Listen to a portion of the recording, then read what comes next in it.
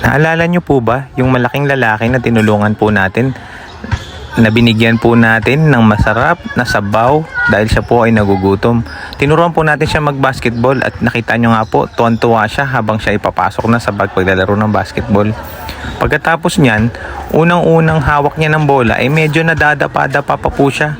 Pero yan, tinan nyo po, nadadapa-dapa pa siya. Hindi pa po kasi siya masyadong marunong yan. Pero nag-training po siya sa Adamos Impossible. Ito na po ang kanyang laro ngayon. Ang lakas na po niya maglaro. Ayan po, tinan mo, may pa-layup na po siya.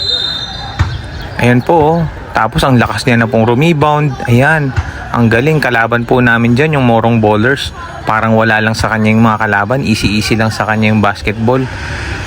Dahil po yan sa pagte-training niya sa Adamos Impossible Basketball. Ayan po, post up na siya ngayon. Kaya wag po kayong mawawalan ng pag-asa. Tulungan po natin yung mga kagaya niya. Maraming salamat!